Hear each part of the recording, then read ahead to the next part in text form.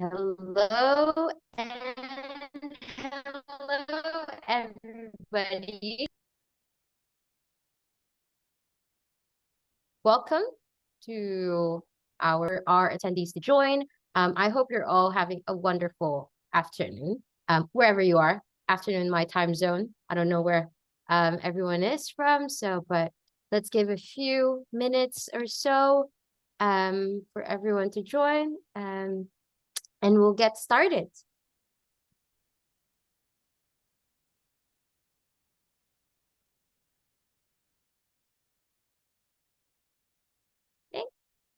I think we are ready. I'm seeing nods from my panelists, so I think we're just gonna go ahead. So again, welcome. We are here for the first webinar of Brew Digital. It's an exciting time for us. We've really thought a lot about our topic for today, and we have honed down to one of the things that we consider as an important one, which is don't spend more, spend smarter. Essentially a guide for you to make sure that where your money is going is at the right place. So how do you maximize ROI on your marketing spend?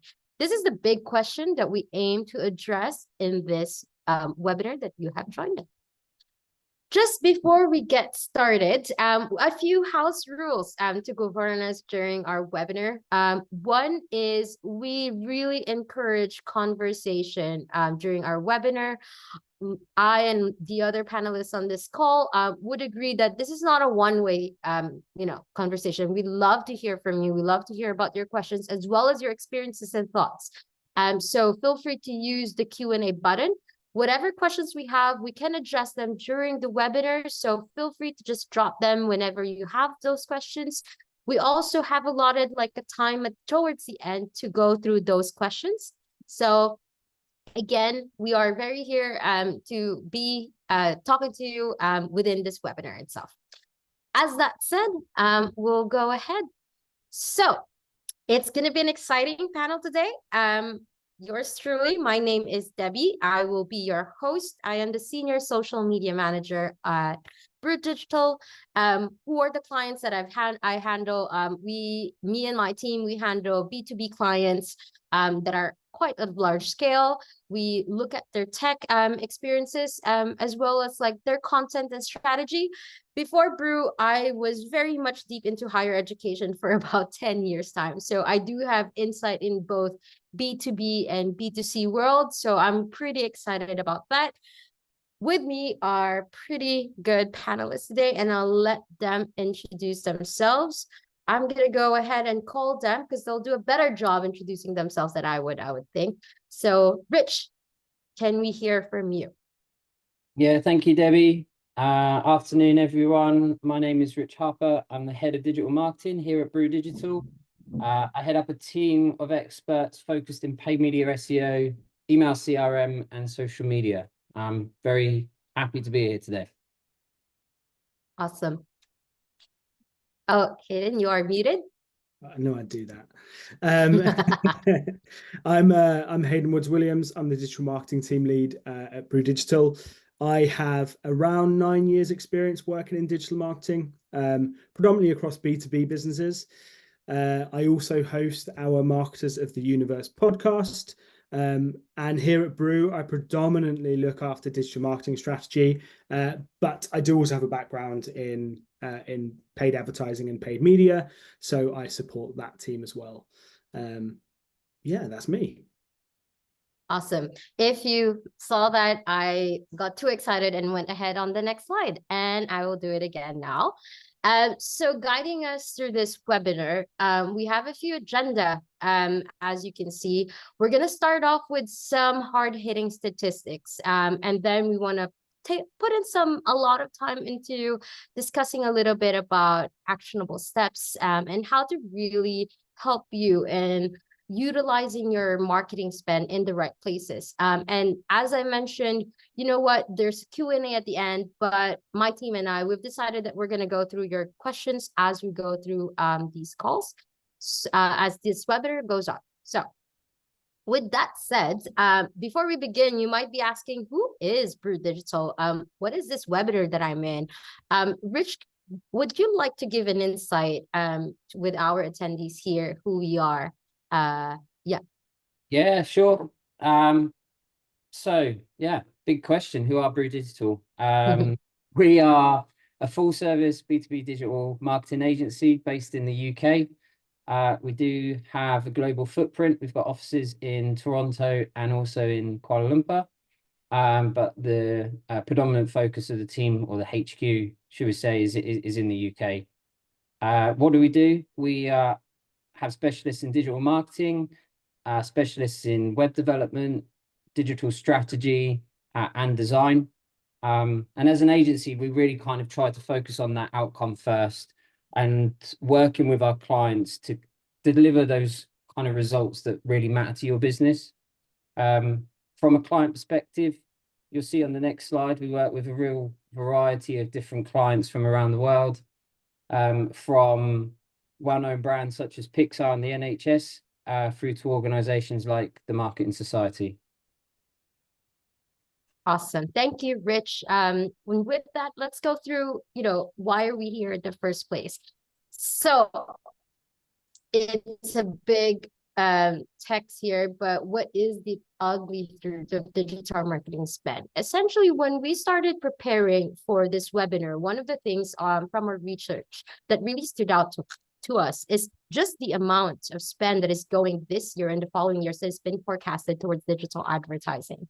And digital marketing in general. As a person who has been doing social media for the last 10 years, it's a very big call out to me that actually almost 16% or 207 billion is going to go into social media ad spend for 2024.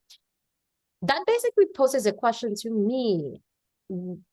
Do my clients even know where their ad spend is going? Are they going to the right places? And essentially, that is why we are here today, to examine really how this is. And with that, our big hitting truths, like, Hayden and Rich and the rest of the digital marketing team at Brew Digital, we always question and always hear about what clients speak and the client's experience. And sometimes we question ourselves, like, is this actually truth or is this a myth? Do we want to address this? Hence, we are at a webinar. So myth number one, something that we hear: increasing ad spend will directly lead to proportional increases in conversions and ROI. Team, what do we think about this?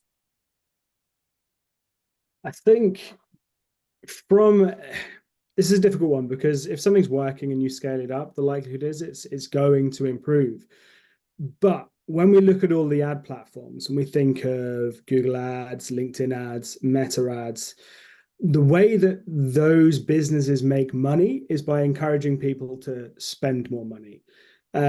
So where they are loving clients is when you have a campaign that is not optimized or that is too general, that is spending money, and then you scale that up. All we're doing there is putting more money into the ad platform's pockets. I think there needs to be a lot more consideration when it comes to increasing the ad spend. And yeah, when it comes to proportional increases, like 95% of the time, if you're just scaling up that money, not looking at kind of what is working, what isn't working, you're just not going to see the right return. I've got an example of this in a minute, but I appreciate Rich has probably got something to add as well. Yeah, I think really, Hayden, I was just going to really agree with the majority of what you're saying. It really comes down to the existing performance of your marketing spend, and making sure that you've got proper metrics in place to measure that. I think as a rule of thumb, when we look at kind of an ROI calculation, we're typically looking for that 5-to-1 ratio. So if you spend £1 on your marketing, you're going to expect £5 back. Now, in an ideal world, if you're tracking at that ROI and you increase your spend, then hopefully your returns are going to be proportional against that spend. Realistically, from a lot of the companies that we work with, say you're tracking at something like a 3-to-1 ROI ratio, you've got to a target of a 50k pipeline. In an ideal world, 10k spend is going to return you that 10k that 50k pipeline. But if you're tracking at a 3-to-1 ratio, you're going to have to spend 30k to produce the same result in terms of that pipeline target. So if you don't have that base understanding of what you're tracking against and what is working, pretty much what you said, Hayden, what channels are working and what's not, the likelihood is, and some of the ad platforms you mentioned, you're going to have a lot of wasted spend.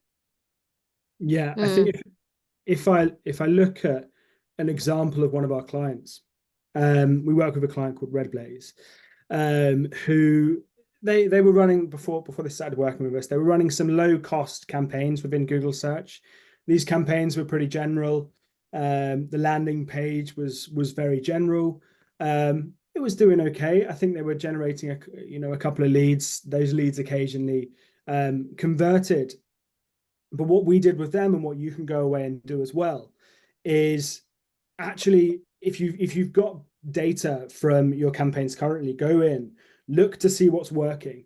If even beyond your campaigns, look in your product line, your services line, identify where you are making the most money, what product is selling the best, speak to your sales team, identify what is the most profitable thing to sell and the highest volume, and then hyper focus on those kind of areas. So take away that kind of general spend in those keywords or audiences that don't fit that product or service and campaign, and hyper focus. So when we did that, we tightened that audience.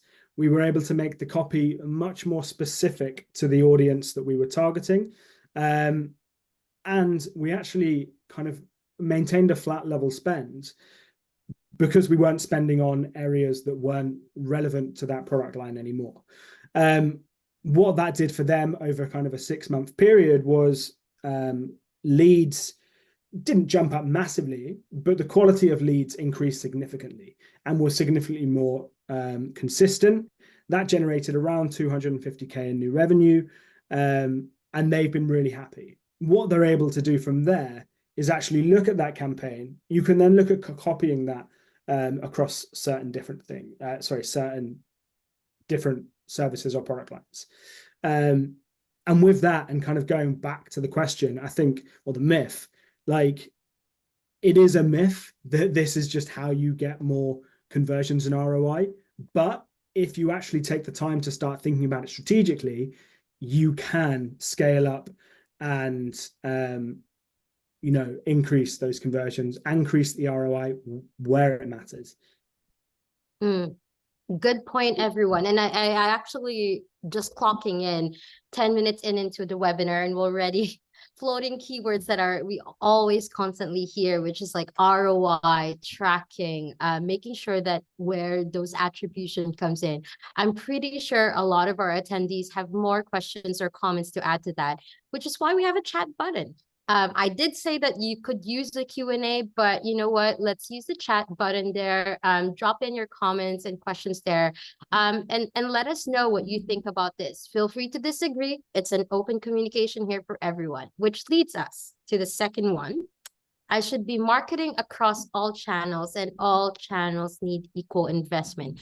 I love this one just because I hear it quite well, not just within social media, but social media has numerous channels, and there's always constantly new, trending social channel in there. And I always hear, let's be everywhere, Debbie. And I'm like, I don't know. Do you want to be everywhere? So Rich, do you want to start off with this one? Yeah. Do you know what? Can we just double check as well when we mentioned about the Q&A? I think the chat may be disabled in this webinar. So the Q&A button in Zoom should be the place, unless I'm mistaken. I've just enabled the chat. Okay, great. Oh. Either works. Either one now will work. Perfect. Great. Thanks, Alan, for confirming. Yeah, on the chat. Thanks, Alan. So yeah, so with regards to this myth, in regards, should we be marketing across all channels with equal investment? I think the issue that we face, or a lot of companies face, is vying for your audience's attention, especially in today's world.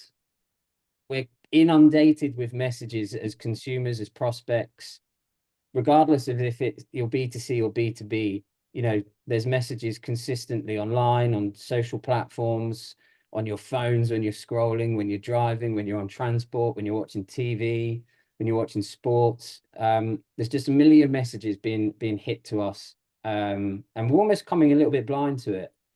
I think the reality is, in B2B world, budgets are not as they are for the large consumer brands. And if you've got a large enough budget, you know, fantastic, and you can reach your audience in these different places, then great. But for most companies, it's just not practical. So think about where your core audience are and where their main attention is, and start to focus your activity in those places.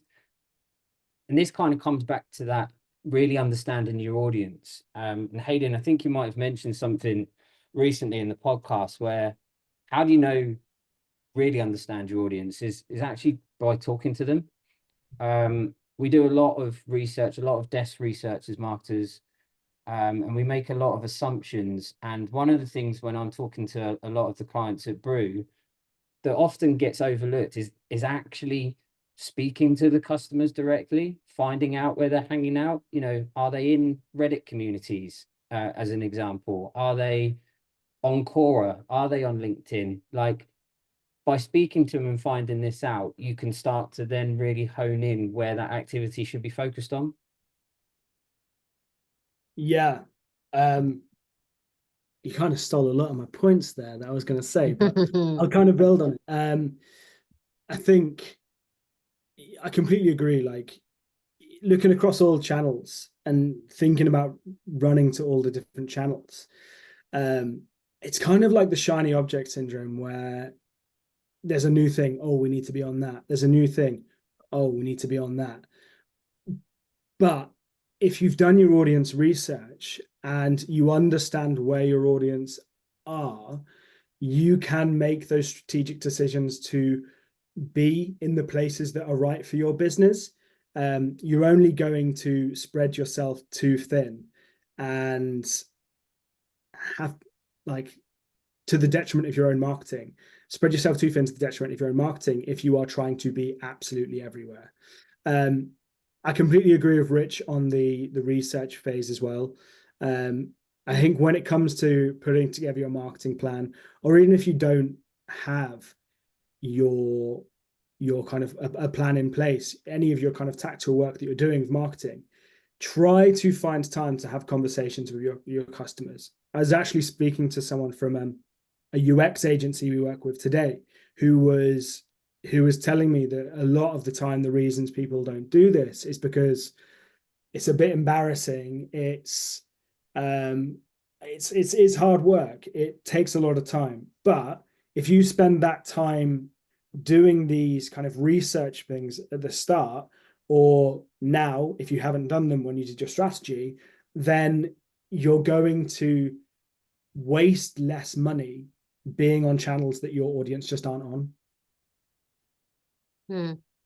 Okay. Well, there are some, comments coming through at our chat. I just want to also make sure that we also jump into this. So Tom said, thinking about SMEs in particular, if audiences are typically becoming blind to the bombardment of messages out there, is it better for those companies to directly reach out to their ideal customers rather than spending and hoping people to see it?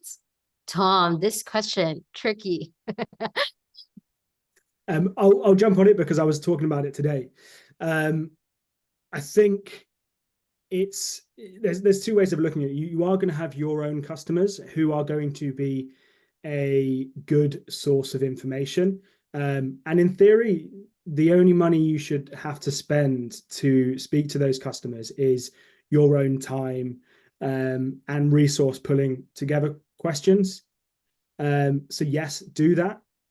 But if you don't have that data, or if you're in a position where you don't have the kind of contacts with those ideal customers. That's where, do a bit of desk research, look into platforms like, I think there's one called Winter, but there are a couple of kind of research platforms out there that you can find these audiences. And I'm going to hold my hands up. They're never perfect. Like, you're always going to have some wastage in that because you can't fully trust those platforms when it comes to the audience. And as is with qualitative and quantitative data,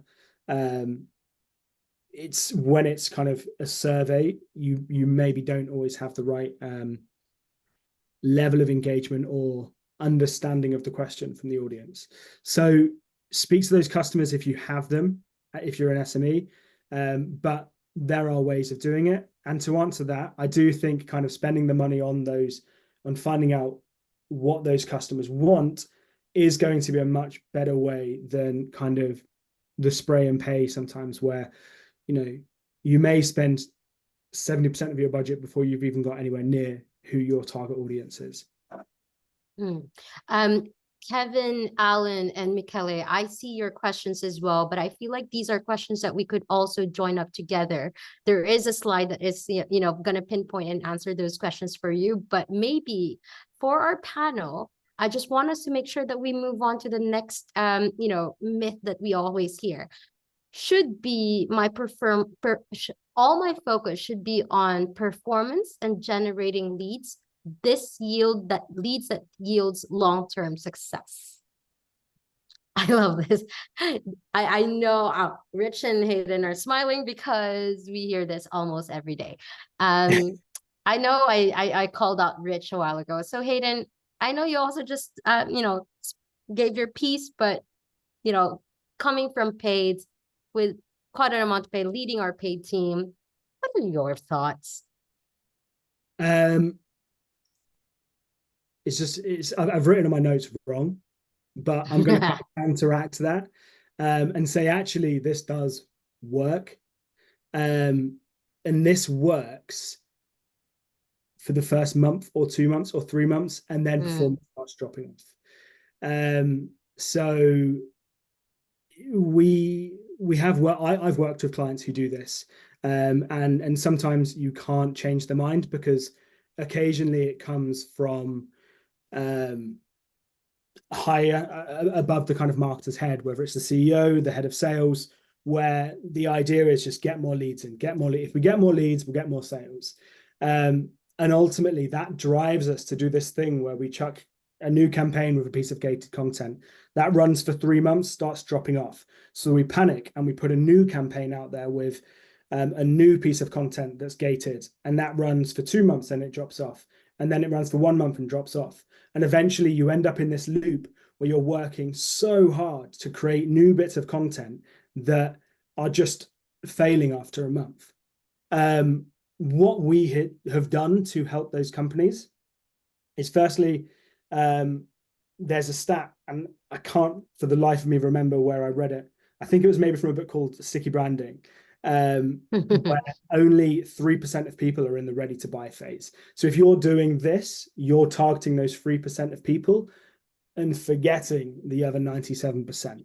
So you need to start thinking about building a plan that looks at building like more consistent brand awareness.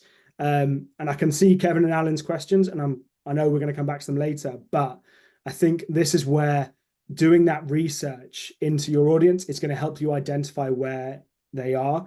Working with a lot of B2B brands, everyone's instinct is to go, it's on LinkedIn, but actually, you do have Reddit, you do have Quora is a channel where people might be. People are searching Google, so Google is an important channel. And by investing money in creating content that is valuable to those people, you are kind of hitting them at the point where they're not ready to buy, but they might be researching, they might be trying to learn about the area that you're in.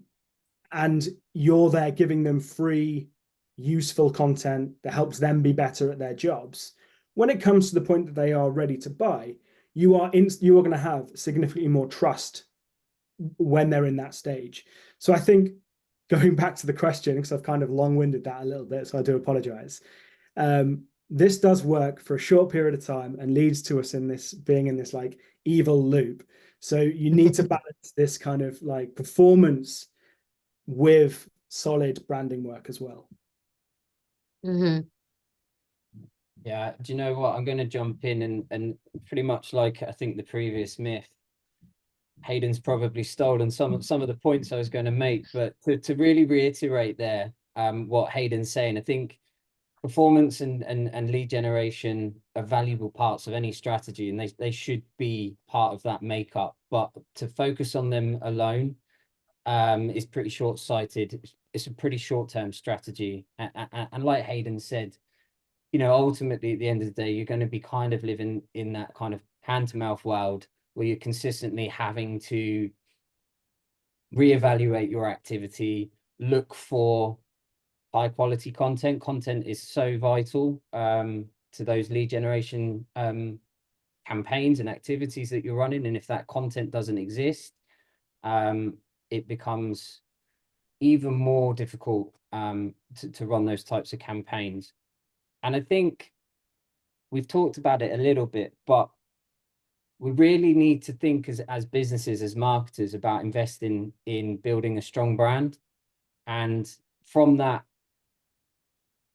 I don't just mean kind of, you know, the colors and the logos and the design of the brand. I'm talking about how you kind of, what are your values as a brand? What's your mission? How are you communicating with your customers? What's the customer experience like when a customer finally joins or buys something from you?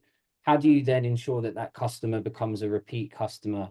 What is the customer journey? You know, is the customer journey is it simple for prospects or potential customers to buy from you, to inquire with you?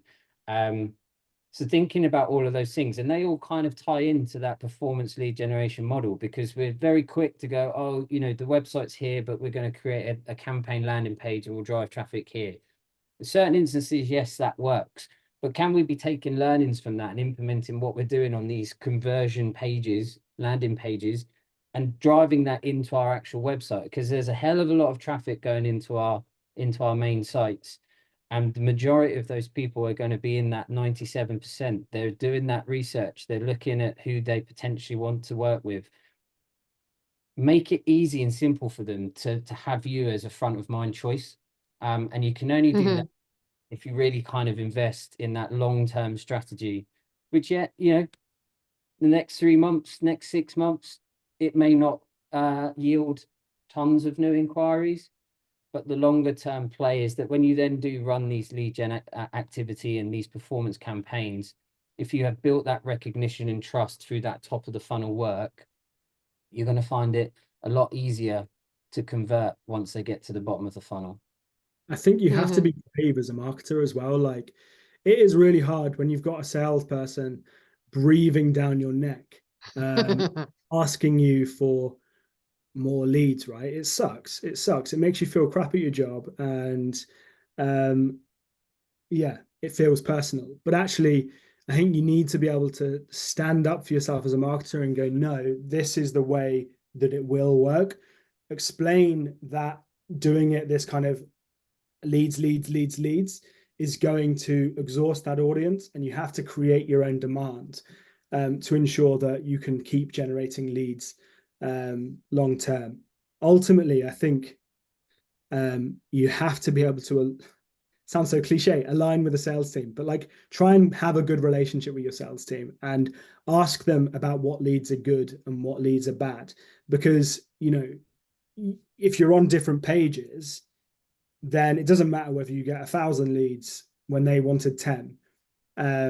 If you've got 1,000 of the wrong leads, that's no good. Whereas if you've got 5 of the right leads, that is good. So understanding that is really important as well. And this is the part where I put it back to our audience. How is it in your corner of the world? When we were preparing for this webinar, I quickly saw a list of who our attendees are, and most of you are pretty senior at your roles. Do you feel that a lot of the work that you work on are based on performance generating leads, or is it a balanced mix of, brand awareness as well? Is your organization supporting you as well in terms of like that brand awareness campaign, or is it really very much performance driven? We'd love to hear from you guys as well. And yeah, like as Hayden said, this does work, but it's not sustainable. That's the thing. And we always sometimes forget our customers are pretty smart. They know when they're being sold to. So we need to kind of work harder, and our money's harder and also smarter in order to make sure that it's sustainable and they become repeat customers down the line. So would love to hear your thoughts. Use the chat button. We have QA for your questions.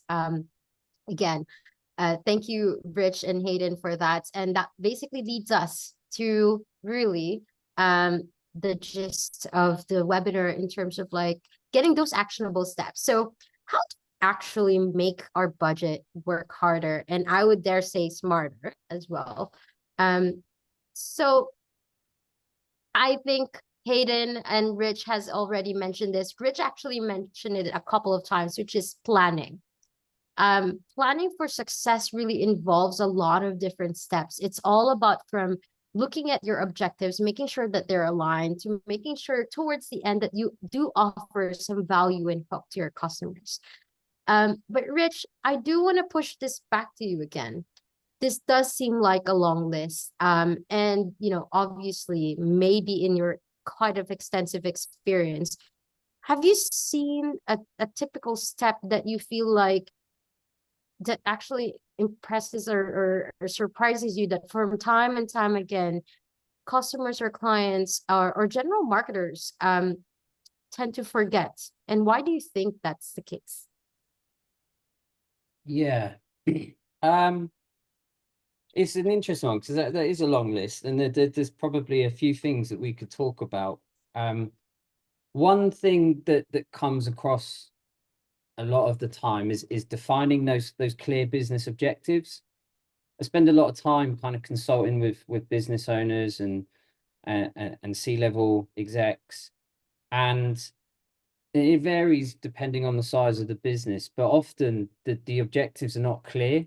And I think we've kind of alluded to some of the things. You get the pressures from sales, kind of, we want leads, we want leads, we want leads. So then the marketing department are actively trying to pursue leads or that MQL. And then are we saying as a marketing team, therefore, that MQL is a successful measure of activity? I mean, if it's defined in your objectives as a clear goal, then yeah. But when we're setting these objectives, I think we need to be clearer about what they mean to the overall business and how they align with the overall business objectives. Are we looking to drive revenue? Most companies, let's be fair, from a growth perspective, will be looking to drive pipeline and revenue. So how do we align the marketing objectives with the metrics that your stakeholders, your C-level are actually looking for? Because we do a great job at talking about metrics, volume of traffic to our site, impressions, clicks, and they're all very important in their own right, but not if they're not linked to what the bigger picture is. So one big thing for me is making sure that revenue, opportunity, and pipeline are kind of intrinsic within your marketing activity, especially if you're looking to kind of ensure that marketing are directly contributing to the growth of the business. Mm-hmm. Hayden, do you want to add to what Rich mentioned? Yeah, I think so. I think I'm going to link back to the title of the webinar a little bit, because I think, maybe this is misleading on our behalf, but I don't think there is a silver bullet for anything when it comes to marketing. There's no fix-all, there's no special sauce, whatever you want to call it. And what Rich just said there, and communicating with teams outside of marketing to make sure you're aligned, setting those KPIs around things that actually matter to your stakeholders, will always put you on the front foot as well, because you spend less time having to justify your existence. I think I don't know if you mentioned attribution there, Rich. I know, but I know it was you mentioned it when we had our kind of pre-chat beforehand around these topics. And attribution's quite a difficult word in the marketing world at the moment, because it's kind of, we're using it almost as a rope for our own necks, where we obviously want attribution because it allows us to see what's working, but due to privacy, due to all of these different kind of things that are being rolled out, there is less visibility on results than ever before. It looks like a couple of the questions around B2B, which means we've got a few people who are working in B2B here as well. And when you're in B2B, you're not just marketing to one person. You've got a buyer kind of committee, 2, 3, sometimes more people who are involved in the purchase. And you won't understand that as a marketer unless you go and speak to sales.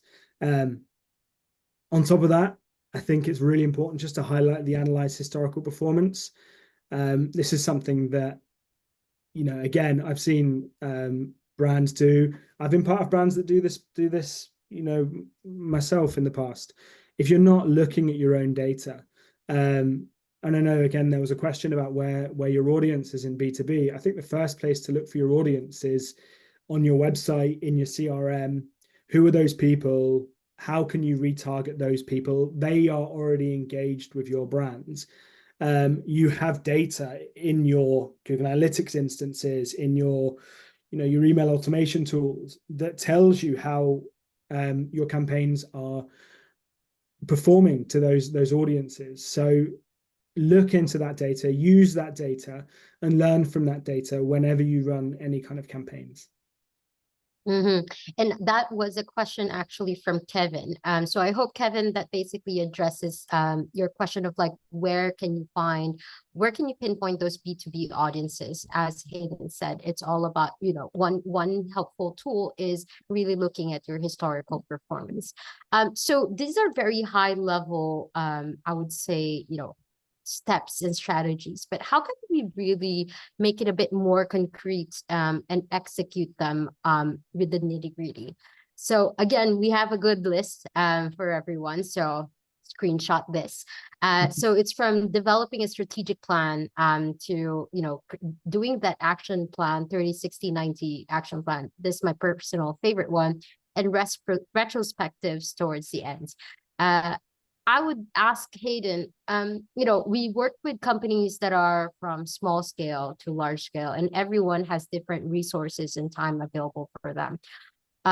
For the marketers and our clients that are in the space with limited resources and time, which one would you say they need to focus on?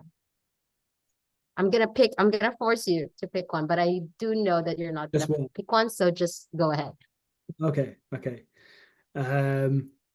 I would say,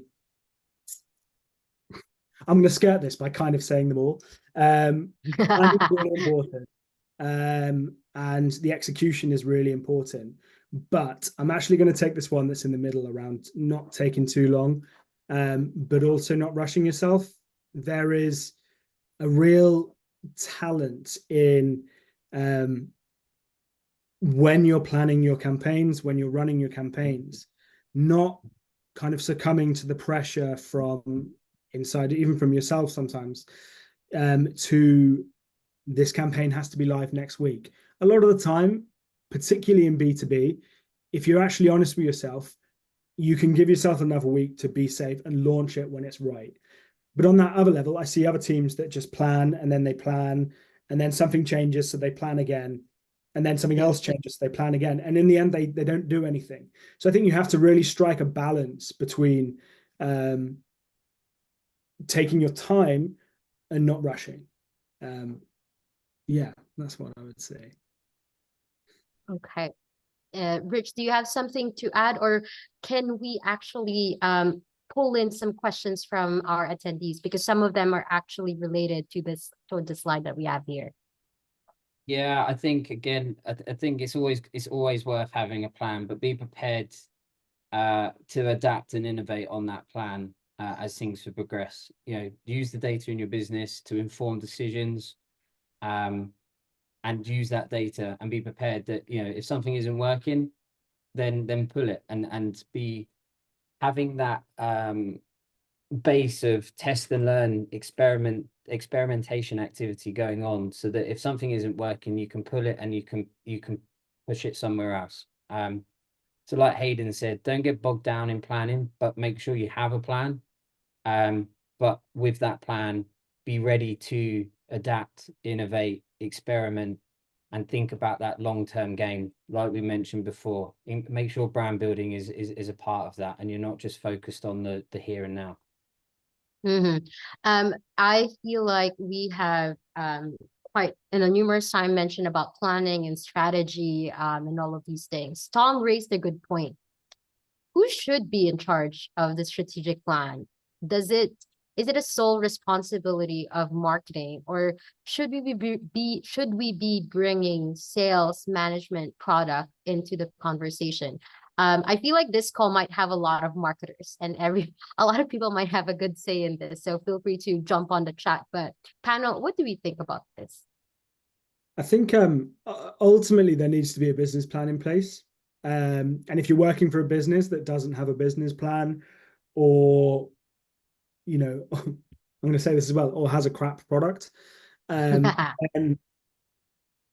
do yourself a favor and try to step away, because you're immediately at a disadvantage. You know, if you're running 100-meter, you're starting 50 meters and you're running 150 meters.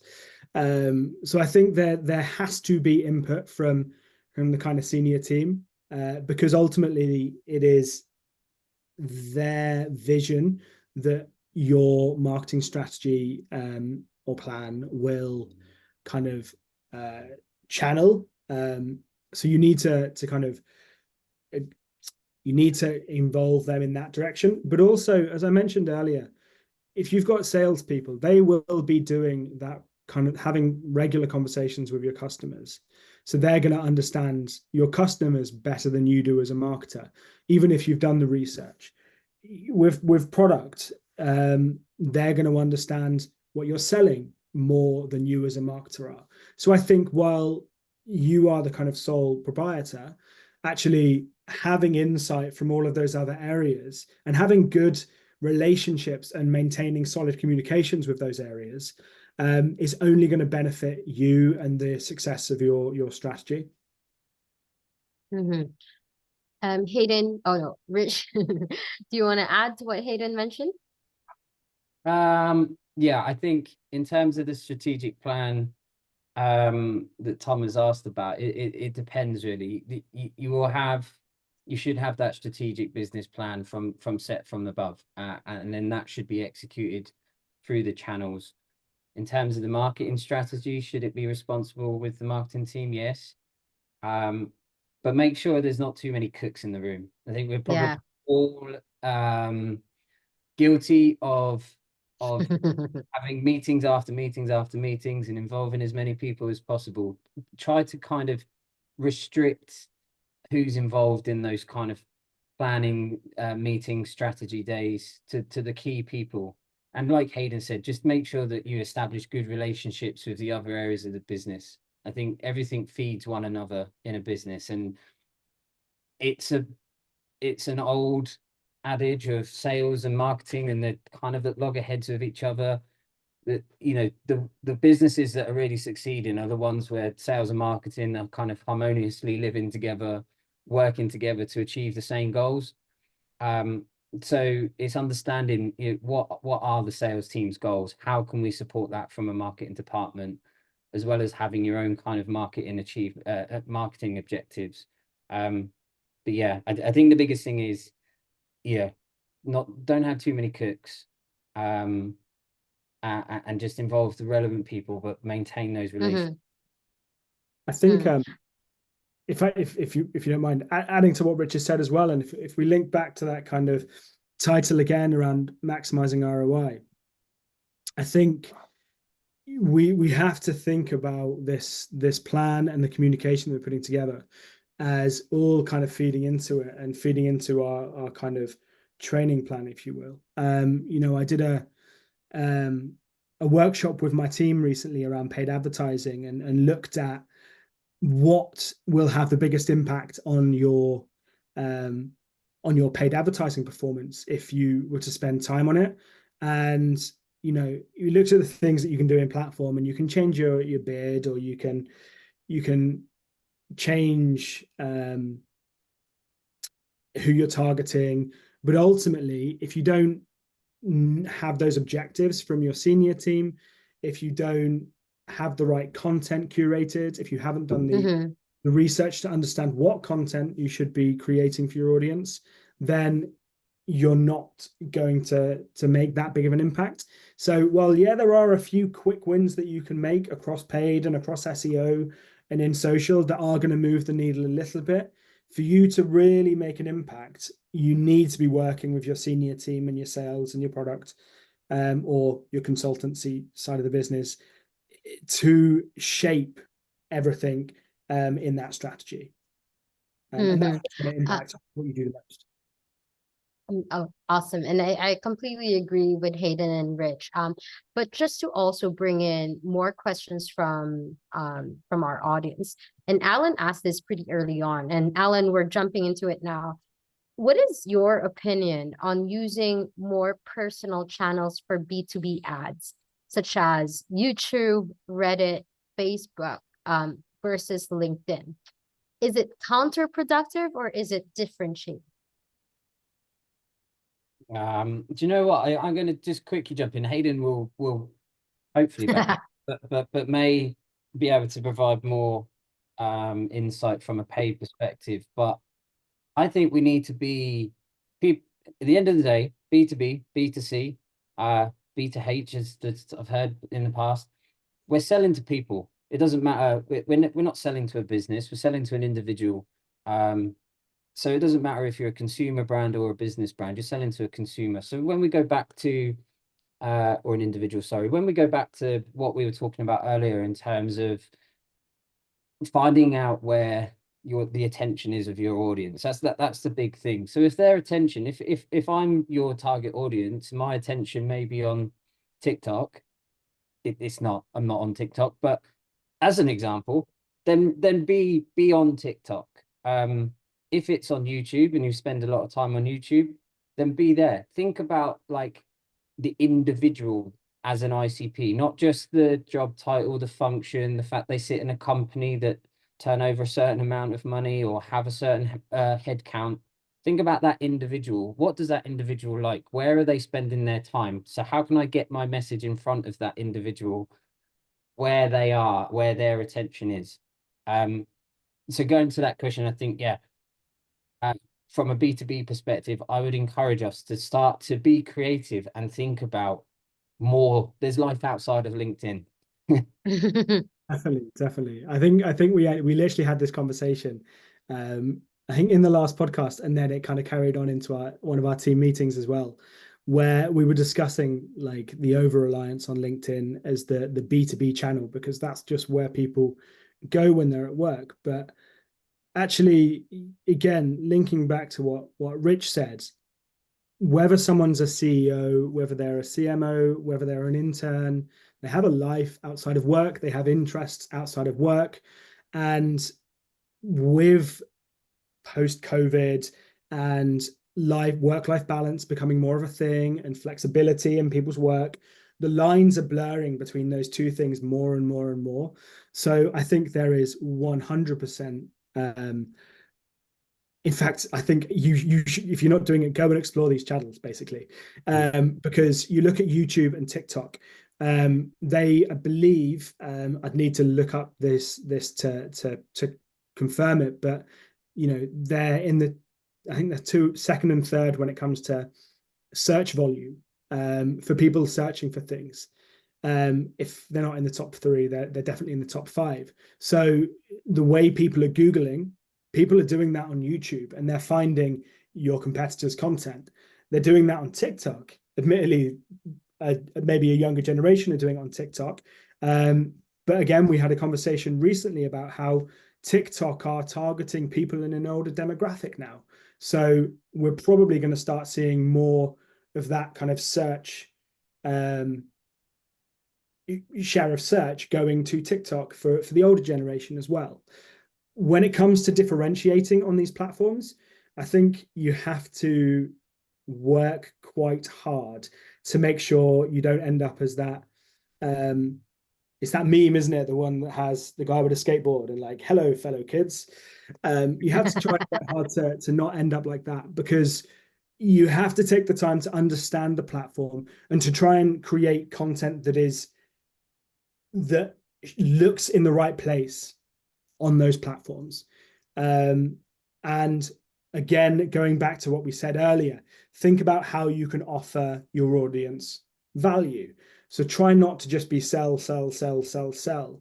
Find the things that are going to help them do their jobs better, and hopefully one day remind them that when they needed help, you were there. Yeah, I think, again, I'm just going to touch on Reddit because I didn't touch on it before. Reddit is a really fascinating platform at the moment because Reddit are pushing their ads and their B2B ads, and there are so many communities on Reddit, they're called subreddits, where they are hyper-focused communities of people. But the thing with Reddit is they are super anti-advertising. Like they push back on advertising the users. They will laugh at you if they need to. And the way that Reddit does clicks as well, I believe, you pay for the downvotes on your content as well. So you have to make sure that your content is right for those platforms. Yeah. Okay, awesome. This one I cannot, I know we are almost to the last 10 minutes of our webinar. Thank you everyone for being so participative. Our inbox is like blowing up. I really want to pull in this question because I've actually wanted, I hope somebody asks this. So in the world of AI, of course we cannot escape AI. Kevin asks, how do we expose our content to AI search tools? I think the simple answer is that your content's already exposed to AI search tools. AI is now, AI is I speak to our head of development, AI bots are now scraping websites a ridiculous amount, which is causing some issues from a hosting server perspective. So in terms of it being there, in terms of content and what's coming, I think really, as AI progresses, it's going to become more evolved, more enhanced. Some of the key things that to kind of look out for, things like enhanced user intent understanding. So I think we've probably already got it on your phone. I don't know about other people, but I'm fairly regular. I jump in the car in the morning to go to the gym. My phone knows when I get in the car, and it will come up on Google Maps immediately saying 7 minutes to this address. This technology is there, and user intent in terms of search is going to be doing something similar. It's going to start to analyze and understand content at an unprecedented scale, and be able to then start, even more so than now, being predictive in terms of what you're looking for. What's your user behavior? What, if I type into Google, top restaurants to eat in London, it will start to understand whether I have diet issues, or I like a particular type of food, and make suggestions based on that kind of user behavior. So from a content perspective, as always, content is key. Quality of content is always going to be massively important. I think some of the new algorithms are starting to take down content that just doesn't serve a purpose. So always think about high quality content, and then use AI to kind of support some of those theories. Don't use it to write stuff for you, but use it to analyze what you've written. How can you improve it? How can you optimize it? But yeah, I think 2024 is probably just the start of what the AI technology is going to be able to do. And we've already seen, generative search introduced with Google this year. That will continue to expand. We're seeing AI snippets at the top of search now. So it's going to be down to high quality content. And hate to say it, we've said it a few times, but really understanding your audience and making sure your content is personalized to what they're searching for. Okay, thank you for that, Rich. Last 5 minutes, we really want to make sure that you have gotten all the tools that you need from this webinar. But you know what, maybe we didn't anticipate that we'll get these much questions or that we'll have a lot of things to say. So please do make sure to reach out to our team. But in fact, we see all of the questions. We'll reach out to you individually if we haven't covered your questions yet. I believe Hayden, dropped a link. But Hayden, I think that's only for hosts and panelists. Maybe you can drop it for everyone so our attendees can see that. But you know what? We have takeaways for you to come out of. So one is getting the basics right. The importance of knowing your customers, where they are, and also making sure that we constantly test and always improve. Coming from social media landscape changes almost on a monthly basis. What you think is trending today would not be trending tomorrow. So I think somebody asked, I think Michele or on the chat, like, should we try to aim to be viral all the time? The answer is no. I think we should all just try to be good at content all the time because trends on social media just come and go very fast. But panel, very quickly, is there any takeaway that you want to add to our list? I think we've mentioned it so much today around audience research and going to where your audience are and creating valuable content. It's just to reiterate those things. I think all of these things will help you get there. But also, I think, again, one of the questions was about where do we find our B2B audiences? Take the time to go and actually sit and be your audience for an hour. Go to the places they're going, be that Reddit, be that YouTube, make the searches they're searching, and just see what you see. And it's fun. It's a fun exercise. Yeah. Rich? I'm going to bring it back to the topic of the webinar in don't spend more, spend smarter. Spending more money is definitely not the answer if you don't know what's working. So stop, take a look at what activity you're currently running, what's working, what isn't working, look where that budget is being spent, and then think about how you can make that budget work 2-3 times harder through smart, focused, and disciplined execution. Awesome. And with that said, of course, we would not be ending this webinar with just a small, plug from my team. We do run free reviews for your website and digital marketing. And you know what? The best part of it is that it's actually analyzed by real marketing experts. You have Hayden, myself for social media. We have a great team that from paid and SEO and content. So if you do need a different set of eyes to just look at your marketing, please do reach out. I believe I can quickly just drop a link to where you can find this. And here you go. And with that said, essentially, we're at Q&A, but guess what? We have 1 minute left for Q&A. I think we got through a lot of questions, and I hope this was very useful for your time. Thank you so much again for attending our webinar. Hayden and Rich, let's just do a quick, quick fire, round of fire questions for you guys, something short and concise. Michele asks, what is your favorite channel outside of LinkedIn? Hayden. Reddit. It's Reddit? Great organic channel. Okay, Rich? That is a tough one, isn't it? Because when we talk about channel, where you instantly went to paid there, I would say my favorite channel, and I'm not thinking platform, what I enjoy most is just kind of content, creating content, podcasts, video, webinars.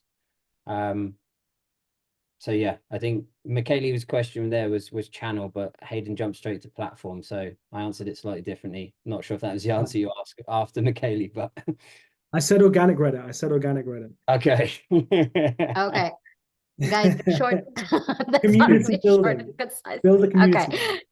Okay, second question. What is the biggest red flag to stop using a channel?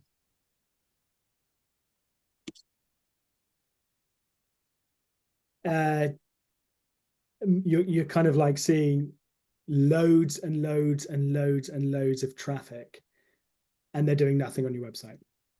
Nice. Rich? Yeah, and you know what, Hayden's probably summed it up. If you're getting traffic and it's not converting, that's probably your immediate reason to stop that activity. Okay. And when do you know you should, last question, because I know we've run out of time. How long should you be letting a campaign run before making a change? It really depends on the size of the audience. Yeah. I would say the budget, size of the audience. I think yeah. there's a caveats to that question. But it's probably longer than you think. You know, run it for at least a month or 6 weeks. You'll get a good bit of data from that. Okay, awesome. Well, I think that's it. Thank you everyone for joining us. As I mentioned before, you know what, we really want to know what you guys thought of our webinar. Do you think it was useful? I hope it was. And if there's any other topics that you want us to cover as well, we're starting off at our webinar. We've enjoyed it. I've enjoyed it. I hope our panel has. This has been quite useful and a good reminder for all of us marketers in this call, in this panel. So with that said, you know what, last plug, I promise if you enjoy hearing us, please go and check our podcast. It was called Marketers of the Universe. You'll see these familiar faces on the podcast and the rest of our wonderful team. We're on Spotify and every other platform you think there will be a podcast streaming. So just go and see there. We talk about everything from marketing trends, insight to just general rants. So just go ahead and there you go. With that said, thank you so much. Please keep connected. We have your questions. We'll reach out and answer your questions individually. Please do reach out to us via LinkedIn. We'd love to stay connected. We'd love to hear your thoughts. I personally, for social media, I think somebody asked about TikTok. I could go on and on about TikTok. So yeah, thank you so much. And with that said, I'm going to stop sharing. And thank you all for joining our call. Thanks, Debbie.